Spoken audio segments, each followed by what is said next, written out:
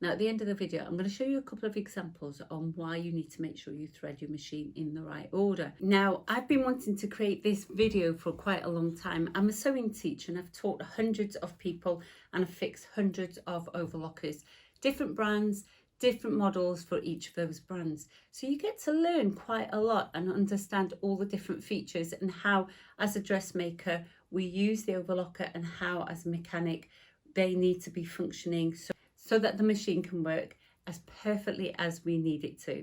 And I share this with you on YouTube so you can have a look at my other videos and learn how to use your overlocker so that you can have an easier time but also have so much more fun with it. Whenever I teach a class, the first thing I always try to do with my students is to get them to relax. Lots of us get very stressed when we approach a new environment, or especially when we're learning something that has been known to be quite overwhelming. Now, I want to assure you now, overlockers aren't actually as scary as a lot of people have said that they are. And the reason is because when manufacturers make them, they sort of just send them out and then their sales staff end up having to use them and demonstrate them and sort of learn from afar. Not all of them get it. So they're trying to pass on a skill they don't really understand themselves. So the problem is then lots of people get confused and it becomes a difficult thing to learn. Actually, overlockers are really simple. So the first thing to do is when you sit down at your overlocker is to relax. Relaxing helps that information absorb into your mind and you'll enjoy the learning process so much more, whether you do it in a class or whether you do it at home watching YouTube. So as soon as you feel a little bit more calm and relaxed, sit down at your overlocker machine and read your manual. That's my second tip. Read the manual and have a look at all the different things that you can do with your machine. Now, some machines offer you a 2 thread, some machines don't, and that's fine. Not everybody has a 4 thread overlocker. Overlockers were only designed to be 3 threads and just to neaten the edge of your fabric. But now with 4 threads, we can use the overlocker to sew. So if you look at my other videos, I've shown you how to create some wonderful projects, simple ones that anyone can do and something that I've taught lots of my students. I believe in the magic of 3. So I think if you do things 3 times, it usually hits home and it stays with you forever. Now, the next thing I want you to do is learn about the tension on your overlocker. So I've created a video for you earlier where I show you how to create a thread chart. Now on that thread chart, you are going to learn the difference the tension makes on your fabric. You don't need to make a tension chart for every kind of fabric you are going to serge. And I've also made a second video to show you how to apply the tension chart to a different fabric. And in that video, I've chosen to use stretch, but you could be using any fabric. It really wouldn't make a difference. And once you've done all that and you're feeling so much more confident with your serger, have a look at some of my projects. I've shown you how to make a cover for your overlocker, a little zip purse to put all your accessories in, and a mat which will double up as an accessories holder. And if you use thermal wadding, you can use this mat to iron all the pieces that you're going to be serging. Why you get that extra piece of thread hanging off your overlocking and why your stitches go wrong like this. Now I've got my overlocker set up on a 4 thread overlock. The factory settings are in play. That means all my tensions are on 4. Stitch length is on your standard 3. Your differential feed is on 1. And my knife setting is in the middle. I'm on normal stitching rather than rolled hem.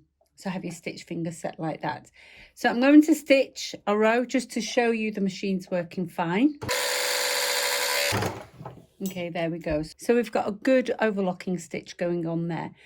Now what I'm going to do is just open up the machine and show you that the looper threads are in all of their guides properly. Now when this problem occurs, because you've not threaded the machine properly, and the place you need to consider is right underneath the needles, there's a guide. Now if you can't get to that guide and you struggle and not thread it up properly, this is what happens. So what we're going to do is I'm going to snip that thread away there. I'm going to chain off the threads here.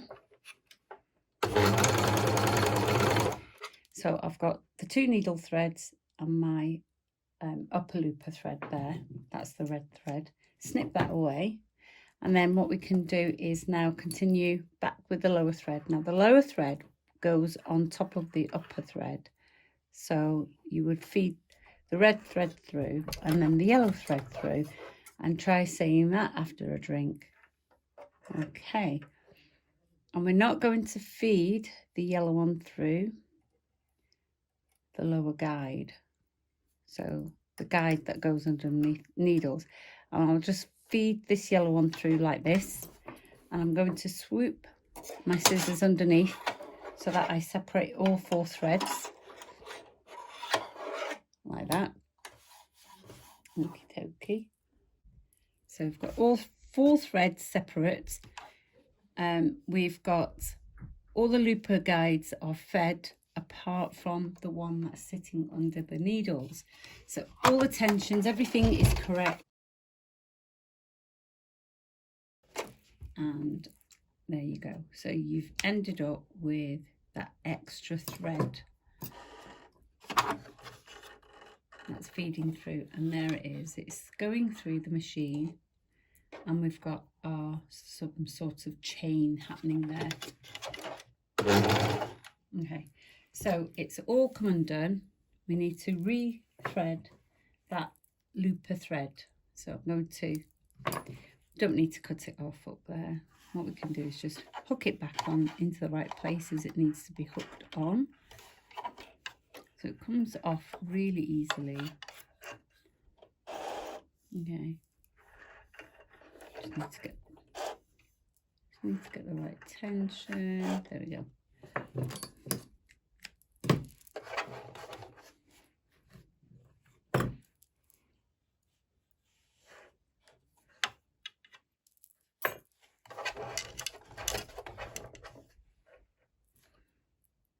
And put that through.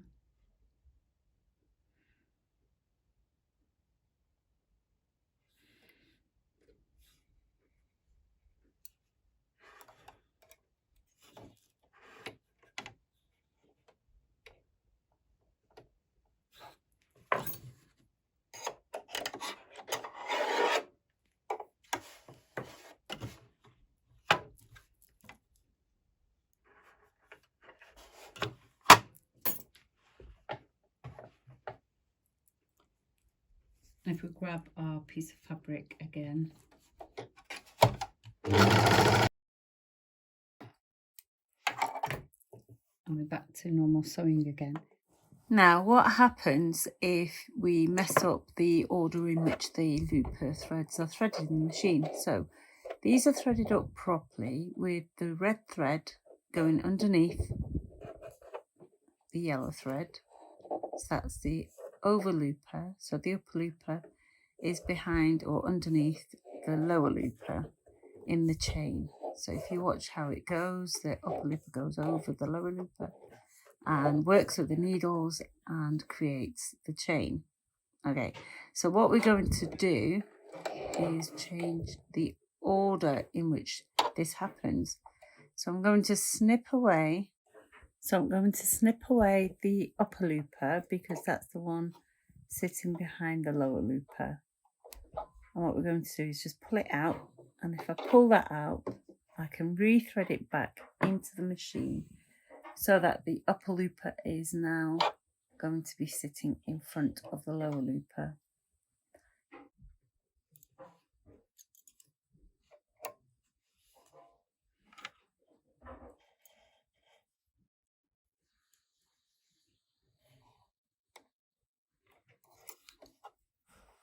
Okay, so now we've got the thread through the upper looper. I'm just going to feed it round the foot so that it doesn't get tangled with the other threads.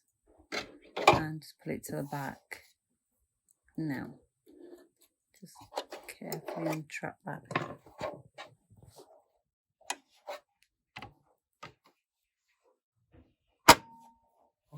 Now we'll just grab a piece of fabric .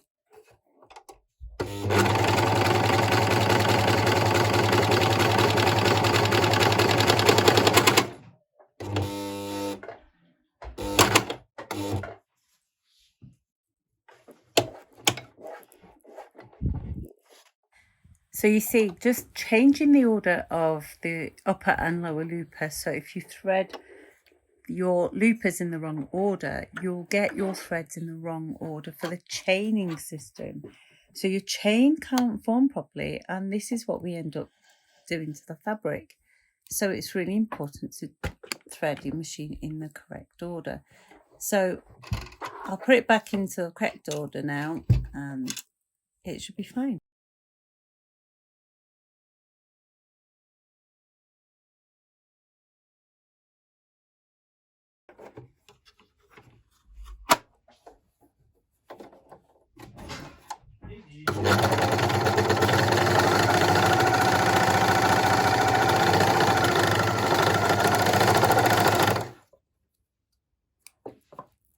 So there you go, 2 really simple problems fixed.